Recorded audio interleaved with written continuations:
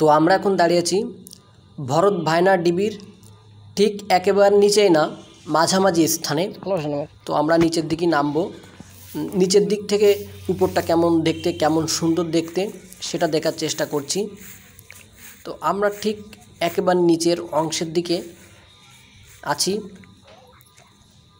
এটা পশ্চিম পাশ, সম্ভবত পশ্চিম পাশের সিঁড়িটা।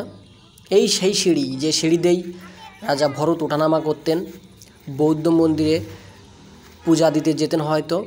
আমরা জানি না এর পিছনের কোন ইতিহাস লুকিয়ে আছে, জানি না সত্যি যে কোন ইতিহাসের উপর ভিত্তি করে এই মন্দিরটি। অনেকটা বাংকারের মতো দেখতে, অনেকটা যুদ্ধক্ষেত্রে যেরকম বাংকার দেখা যায় ঠিক সেরকম বাংকারের মতো দেখতে।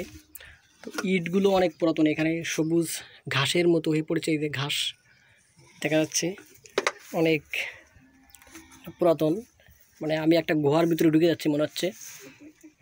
এখানে আবার কিছু একটা ফলক, মানে চারকোনা আকৃতির।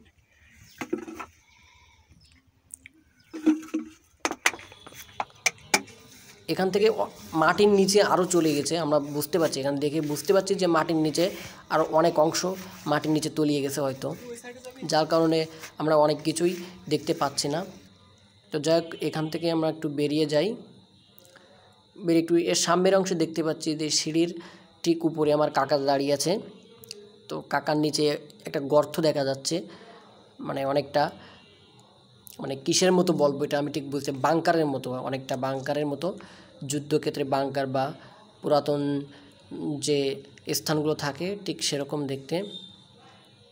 এটি কিছুটা সোমপুর বিহারের মতো। তো যাই হোক, সোমপুর বিহারের মতো হলেও সোমপুর বিহার নয়, এটা হচ্ছে ভরত রাজার বৌদ্ধ মন্দির বা ভরত রাজার দেউল নামে পরিচিত।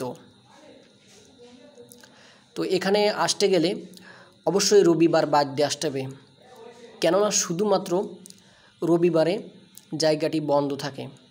রবিবারে পরিদর্শনের কোনো সুযোগ নেই, একমাত্র রবিবারই বন্ধ থাকে। এখানে আমরা একটা গাড়ি দেখতে পাচ্ছি, হয়তো সাপ বা ব্যাঙ বা ইঁদুরও থাকতে পারে এখানে অনেক, যেহেতু বন জঙ্গলে আটা চারিপাশে, সাপ বন জঙ্গল, এগুলো বন জঙ্গলের ভিতরেই থাকে সাপ বেশি। তো এখানে চারিপাশে শুধু সবুজ আর সবুজ, দেখতে খুবই ভালো লাগছে। তো তবে আমি যে জায়গাটা এখন আছি, আমার ডান পাশে আছে মাটির ডিবি, তার পাশে সবুজ ঘাস, এবং বাম পাশে সে ভরত ভাইনার যে পিলার, ইটের পিলার। প্রচুর গরম এই জায়গাটা, মানে এখানে বাতাস আসার কোনো সুযোগ পাচ্ছে না, প্রচুর গরম। আমি যে জায়গাটা দাঁড়িয়ে আছি, এই সামনের দিক দিয়ে যাচ্ছি, যে জায়গাতে আমি হাঁটছি যে গলি দিয়ে, প্রচুর গরম লাগছে এখানে।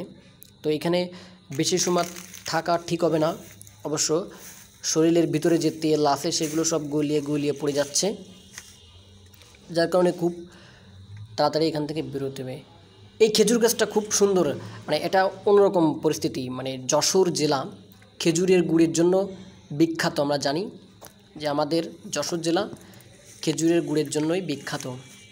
তো ওই খেজুর গাছটা খুব সুন্দর একটা লাগছে। তো এখান থেকে বেরোনো উচিত আমার খুব শীঘ্রই, যেহেতু প্রচুর গরম এখানে, প্রচুর গরম আর রোদ। হালকা বাতাস আসলেও বাতাসটাও কিরম গরম গরম বাতাস। তো যাই হোক, আমি এখান থেকে বেরিয়ে গেলাম। তো বেরিয়ে দূর থেকেও খুব সুন্দর দেখা যাচ্ছে। আমি এখন আরেকটা সিঁড়ির দিকে যাচ্ছি। 3টে সিঁড়ি, একটা সিঁড়ি দিয়ে আমরা উপরে উঠেছিলাম, আরেকটা সিঁড়ি দিয়ে নিচে নামছি, আর ঠিক আমার সামনে এই আরেকটা সিঁড়ি দেখতে পাচ্ছি। এই আছে আরেকটা সিঁড়ি। তো এই সিঁড়িতে দেখি উপরের দিকে যাওয়া যায় কি না। আরেকটা সিঁড়ি একেবারে বিলুপ্ত হয়ে গেছে, সেটা এই সিঁড়ির অপোজিট পাশে আসে। আমরা অপোজিট পাশের যে সিঁড়িটা, ওটাও হয়তো বা